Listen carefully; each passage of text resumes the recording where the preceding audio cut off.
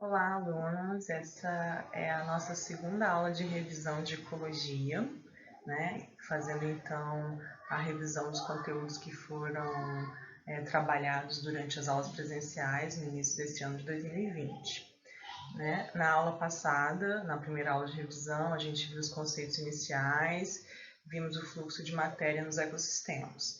E hoje, né, nessa aula, a gente vai aprender então, vai revisar o fluxo de energia nos ecossistemas, as pirâmides ecológicas, a produtividade nos ecossistemas e os problemas ambientais associados com todos esses conceitos, né?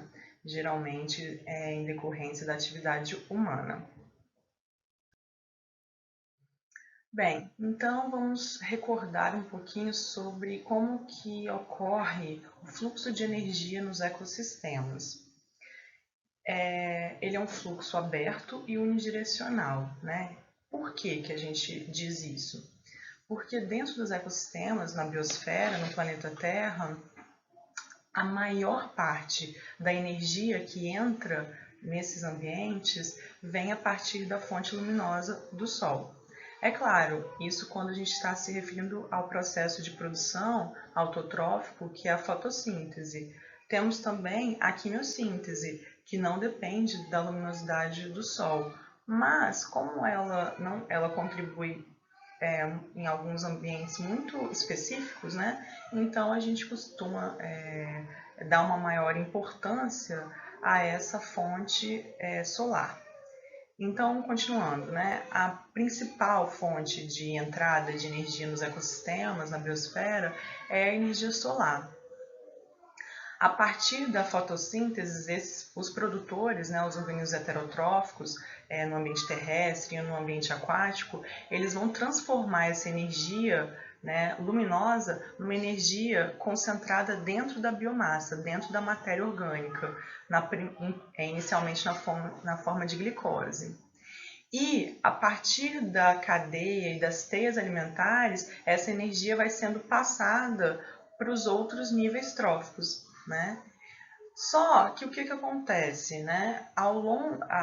Com o decorrer dessa passagem de nutrientes, né, de matéria orgânica, ocorre uma perda dessa energia presente dentro dessas biomoléculas.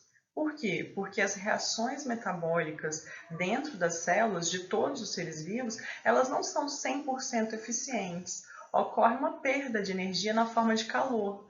E esse calor, ele não consegue ser aproveitado, né, por nenhum ser vivo nas suas funções vitais. Então ele se dissipa, né, para o ambiente, para a atmosfera, né, e não é aproveitado. Por isso que ao longo das teias alimentares, ao longo das cadeias alimentares, essa energia que veio do Sol e foi convertida em uma energia presente nas moléculas orgânicas pelos vegetais, ela vai sendo perdida, né, na forma de calor aí nas reações metabólicas, né? Então ela vai reduzindo. Por isso que esse fluxo ele só vai em uma direção e ele é aberto. Ele é aberto porque ele tem saída e entrada da fonte luminosa e ele só vai em uma direção porque ele não retorna para a fonte principal, que é a luz, que é o Sol, ou também não, muito menos para os vegetais. Não ocorre o retorno, né, de energia, como acontece com a matéria no fluxo de matéria, graças aos decompositores.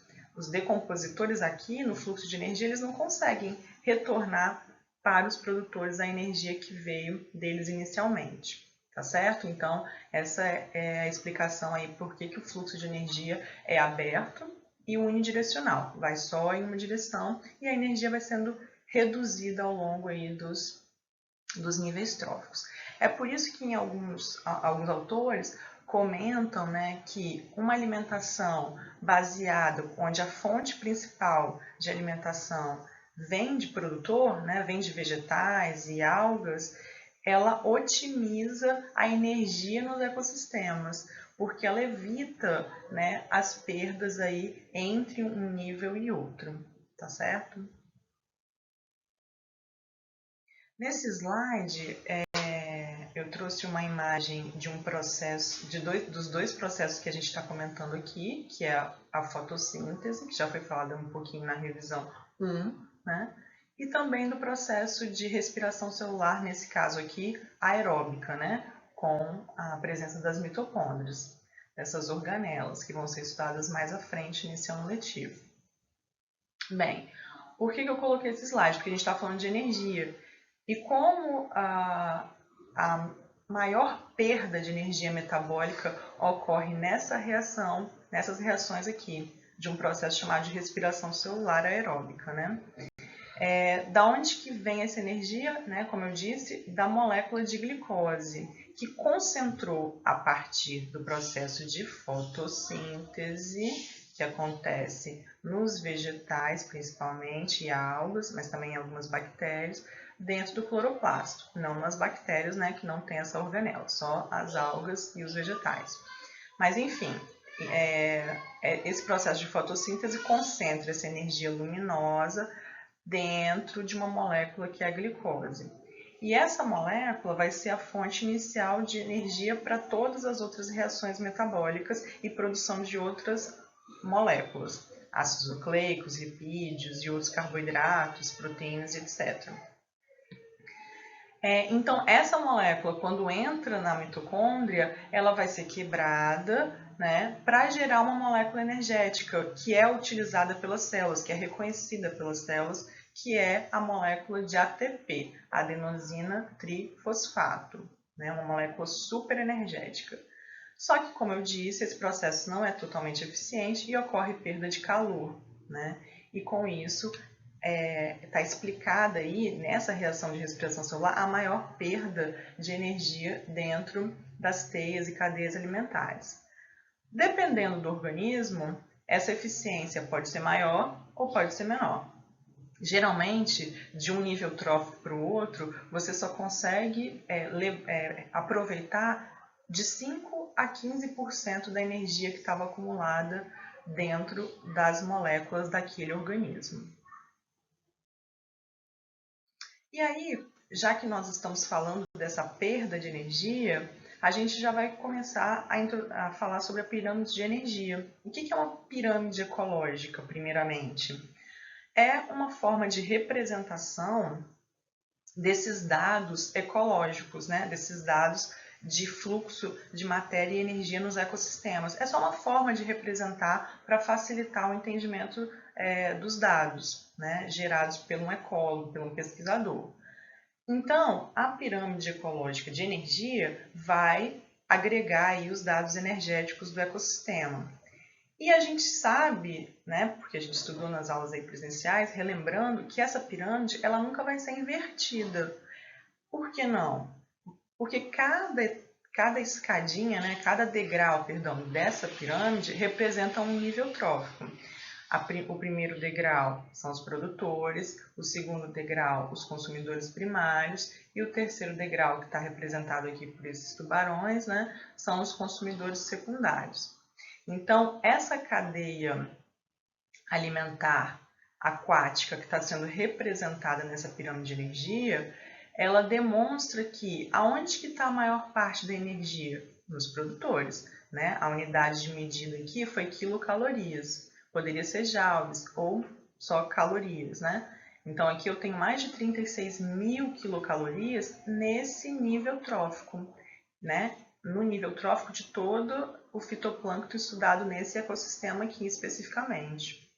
E esse fitoplâncton, ele vai dar uma quantidade de energia através da alimentação do zooplâncton, né? O zooplâncton vai se alimentar desse fitoplâncton, só que a energia que vai estar disponível dentro do nível trófico dos consumidores primários para fornecer ao próximo, que são esses tubarões aí, né, ela reduziu drasticamente. Então, de mais de 36 mil quilocalorias presentes dentro das moléculas desses organismos do fitoplâncton, o que foi concentrado na matéria do zooplâncton é apenas 590 quilocalorias por metro quadrado no ano, né? Que é aqui, então, o intervalo de tempo e a área de estudo realizada.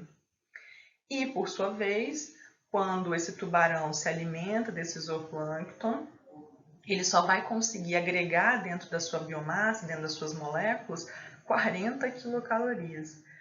Veja, é uma perda de energia significativa, né? E isso não pode ser invertido, porque, por exemplo, esse tubarão não pode ter criado mais energia e incorporado dentro das suas moléculas, porque ele não é um produtor. Então, essa energia ela nunca vai aumentar aí nos degraus da cadeia alimentar, tá certo? E é por isso também, essa perda de energia significativa, que você não tem como ter um ecossistema com uma quantidade de níveis tróficos muito extensa. Você tem aí no máximo 5 níveis tróficos, chegando ao consumidor quaternário. Porque quando você chega nesse topo de cadeia, nesse ápice aí, nesse predador, nesse carnívoro, nesse onívoro aí, que é o topo da cadeia alimentar, já não tem mais energia suficiente no nível trófico para abastecer, para nutrir um nível trófico acima dele, né? Então, é esse o entendimento de fluxo da pirâmide de energia. As pirâmides ecológicas, elas também podem ser utilizadas para representar graficamente, né, a quantidade numérica de indivíduos de uma cadeia alimentar e a quantidade de biomassa dessa cadeia alimentar também, estudada, né? Então aqui a gente tem esses dois exemplos.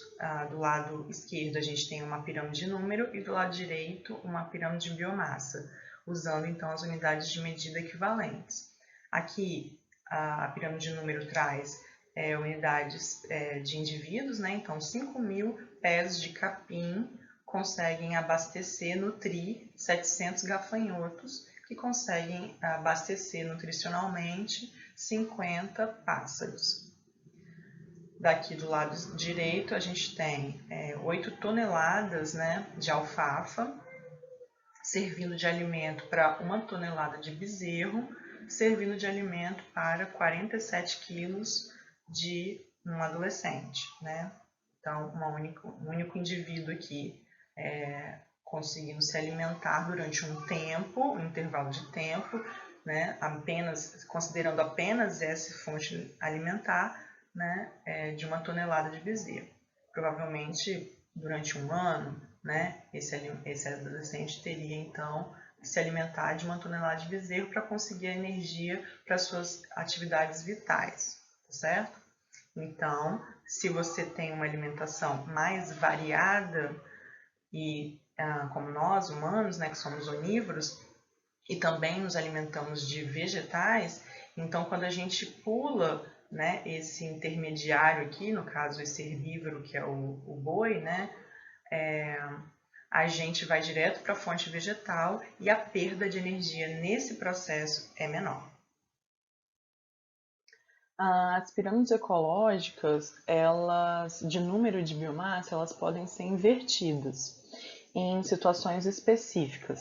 Quais são essas situações? No caso da pirâmide de número, ela vai ser invertida quando o tamanho do consumidor primário é relativamente menor do que o produtor, como a gente está vendo aqui, né? Então, por exemplo, 1.000 insetos, no caso 1.000 borboletas, né, conseguem consumir o néctar, né, de 2 árvores de grande porte, né? Mas, como, por exemplo, esses pássaros são maiores, né, do que o seu alimento, então aí você não consegue ter a mesma inversão. Então, só 10 pássaros conseguem se alimentar de 1.000 insetos. A inversão aconteceu do segundo para o primeiro nível trófico, né, onde você tem uma quantidade numérica, já que é uma pirâmide de número, menor do que dos seus consumidores, né, do seu herbívoro aqui. Porque a borboleta, repetindo, é muito maior do que uma árvore. Isso também pode acontecer em casos de parasitismo, né? Então, essa mesma árvore, uma única árvore ou 2 árvores poderiam estar nutrindo centenas de cupins, por exemplo, ou um ser humano poderia estar nutrindo com a sua matéria centenas, milhares de bactérias patogênicas, né? Ou até simbiontes. Então, a gente tem aqui essa inversão numérica. No caso da pirâmide de biomassa, a inversão acontece no ambiente aquático, numa cadeia aquática, em épocas do ano específicas. Então, deixa eu pegar a canetinha aqui. Então, veja que aqui neste momento, ó, nesse momento aqui, né, do ano, entre junho e julho, a gente percebe que o produtor fitoplâncton de rosa está numa quantidade de biomassa menor do que o seu consumidor, né, do zooplâncton. Por que que isso pode acontecer? Porque nesse ambiente, nesse mês, as condições climáticas estão favoráveis, provavelmente, para a reprodução rápida do fitoplâncton, né? Então, ele consegue se reproduzir de tal forma, mais rapidamente que o seu predador zooplâncton, do seu consumidor zooplâncton, né? Então, ele consegue repor a sua população que está sendo perdida pela alimentação, né, pelo consumo do zooplâncton. Aí nessa situação específica, climática, né, de condições climáticas, esse organismo fitoplanctônico consegue estar numa quantidade de biomassa, ó, 4 gramas por metro quadrado, menor do que o seu consumidor, né, 20 gramas por metro quadrado. Agora a gente chega a um outro conceito, que é a produtividade nos ecossistemas, né? Baseado em todos os dados que já foram comentados. O que é a produtividade de um ecossistema? É a matéria orgânica produzida, né, por um determinado organismo. A produtividade primária, né, primária é do primeiro nível trófico, ou seja, dos produtores, né? Quando eu falo produtividade primária dos produtores, matéria orgânica produzida pelos autotróficos, bruta significa que é sem as perdas de energia, né, que vão reduzir a produção da matéria orgânica. É a bruta, sem desconto, sem perda, né? Ou seja, é toda a matéria orgânica produzida durante a fotossíntese, no caso da PPB, né, produtividade primária bruta. Essa produtividade primária bruta, tendo as reduções do processo de respiração celular, que a gente já comentou anteriormente, o R aqui é respiração celular, as perdas de calor em decorrência do metabolismo. Então, se a gente descontar essas perdas, a gente chega então à produtividade primária líquida, que é a matéria orgânica que vai ser incorporada dentro das células dos vegetais, na forma de folhas, de caules, de frutos, raízes, e que vão estar disponíveis para o herbívoro consumir, né? Então, essa é a produtividade primária líquida, né, de um vegetal superior, né, como aqui a gente observa essas árvores de grande porte, né. Se a gente estiver falando de um fitoplâncton, isso também acontece, como é o caso dessa figura aqui da esquerda, né? E aí a gente pode comparar qual dessas células, né, qual desses organismos, aliás, teria uma produtividade primária bruta maior. Na verdade, uma produtividade primária líquida maior, né? E aí a gente chega à resposta que são os organismos fitoplanctônicos. Por quê? Porque a perda no processo de respiração celular nesses organismos é menor, porque todas as suas células são produtoras, né? Eles são compostos geralmente por uma única célula. Existem os filamentosos, né? Mas todo o organismo fitoplanctônico, ele é produtor. Né? Enquanto no organismo, no vegetal, ele tem tecidos não fotossintetizantes. Então, aquelas células da folha que fazem fotossíntese, além de nutrir, né, energeticamente as suas próprias reações químicas, também tem que abastecer tecidos não fotossintetizantes naquele vegetal. Então, se a gente for comparar os dois, a produtividade primária líquida, né, dos organismos do fitoplâncton é maior em relação aos vegetais, às plantas. Com isso, a gente tem uma maior liberação, por exemplo, para o ambiente dos produtos da fotossíntese, glicose, oxigênio e água, certo? Bem, e aí a gente chega nos problemas ambientais nos ecossistemas ocasionados aí por alterações antrópicas, né, realizadas pelo ser humano. E aí ocasionando alterações no fluxo da matéria e da energia nos ecossistemas. Aqui eu trouxe dois exemplos, no ambiente aquático e no ambiente terrestre. Aqui no ambiente aquático, a gente tem a visualização de um derramamento de petróleo. O que vai acontecer nesse ambiente com a descarga desse poluente? Ele vai reduzir a produtividade nesse ambiente, porque vai reduzir a capacidade fotossintética do fitoplâncton. Com isso, o aporte de matéria e de energia que chega naquele ambiente vai ser menor, né? Podendo ocasionar então aí um desequilíbrio da cadeia das teias alimentares. Da mesma forma que do lado direito, aqui eu tenho uma visualização de uma queimada, de um desmatamento.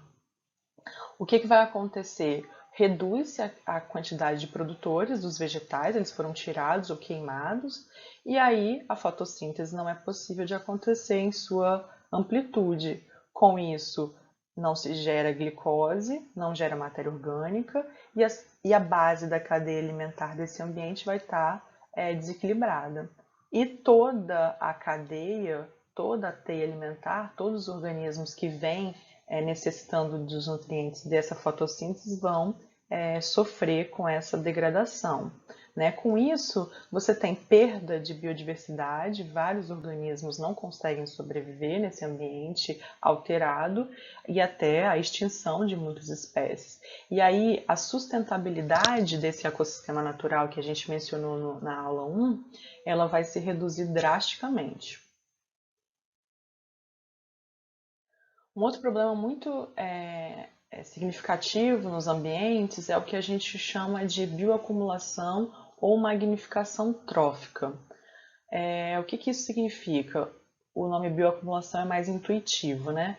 É o acúmulo de substâncias não biodegradáveis, ou seja, que não são quebradas, né, por nenhum organismo, por nenhuma célula, por nenhum decompositor, nem pelas enzimas presentes nos outros organismos. Então, como essas substâncias não são degradadas, não são fragmentadas, elas se acumulam dentro das células dos seres vivos e causam malefícios, né, à saúde desses organismos. Tem vários exemplos, né, aqui nessa pirâmide a gente observa um inseticida, que é o DDT, que ficou muito famoso nas décadas passadas, famoso negativamente, né? Porque ele se acumula ainda drasticamente dentro dos organismos, né? Ele é colocado nas plantações, ele é pulverizado nas plantações, vai chegar no solo e na água através de processos de lixiviação, chega na água e na água ele é absorvido pelas células do fitoplâncton, passa para o zooplâncton, para os peixes, para as aves e no topo de cadeia, que aqui é o exemplo, é uma águia, a concentração dessa substância tóxica pode ficar altíssima. Né? E isso gera a mortalidade, a má formação dos ovos desses organismos. Então a gente teve a mortalidade de várias aves sendo observado aí nas últimas décadas. Tanto é que o seu uso foi proibido em muitos países. No entanto, não é só o DDT, né? Tem vários outros agrotóxicos que são usados ainda hoje e que também têm esse potencial de se bioacumular dentro dos seres vivos, inclusive do ser humano, que podendo causar várias doenças, principalmente acometendo o sistema nervoso central, né? Doenças que vão degradando as células nervosas e causando então problemas neurológicos, certo? E aí nós chegamos ao último slide aqui dessa aula, que eu acho muito importante porque a gente está tratando de ecossistemas, a gente está falando de problemas associados com a atividades humanas, e aí a gente precisa de entender qual o nosso papel nisso tudo, né? Durante as nossas aulas, a gente sempre reforçou a responsabilidade individual de cada um de nós. Sejam vocês alunos e nós também, professores e demais adultos, né? Então, todos nós precisamos nos responsabilizar por essas situações de degradação ambiental. E aí, qual que seria essa responsabilidade? Se a gente pensar num todo, na biosfera, a responsabilidade fica muito pesada e até muito dissociada da nossa vida.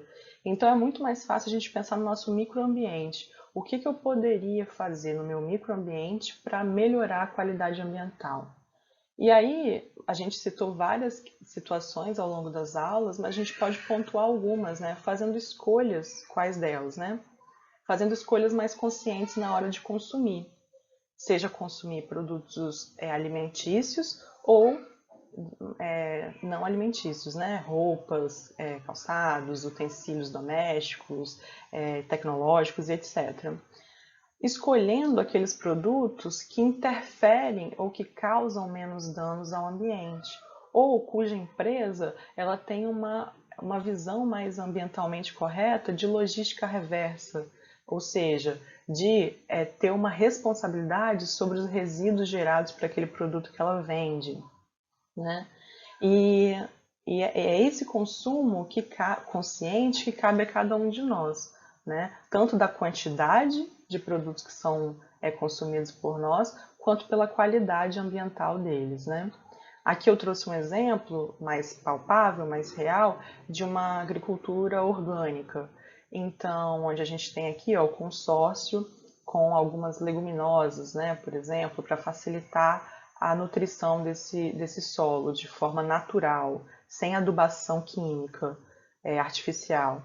Então, o que acontece? Se a gente consome produtos de origem orgânica, a gente evita aí a descarga de agrotóxicos no ambiente, no solo e na água. Então, assim, sempre que possível, né, fazer essas escolhas que vão melhorar a qualidade aí do ambiente onde a gente vive. Uma outra situação que me veio aqui agora também é tentar consumir produtos de origem da região, né, da sua região próxima de você, para evitar o transporte, né, por avião ou por caminhões desses produtos de outros estados ou até de outros países. Então, se um produto similar é vendido aí na sua região, a gente precisa de dar prioridade para esse produto, porque você aí evita o desperdício de combustível fóssil, né, diesel, gasolina, para transportar esses produtos. E assim como essas alternativas mais ambientalmente corretas, existem inúmeras outras e que a gente vai abordando aí durante as nossas aulas, tá bom? Então, alunos, é isso. Nós chegamos ao fim da nossa segunda aula de revisão, né, de ecologia. Espero que vocês tenham aproveitado. E aí a gente vai se adaptando a esse processo, né, de aulas não presenciais. Hoje, por exemplo, eu melhorei aqui na minha câmera com uma luz de fundo para o meu rosto ficar mais visível, né? A gente vai se adaptando com o tempo, com o intuito de melhorar, de otimizar aí a qualidade desse ensino, tá? Eu ainda tenho algumas situações, né? Os meus filhos estão brincando lá fora, então às vezes dá para ouvir esses sons, mas faz parte, tá? Então fiquem bem e até a próxima. Tchau, tchau.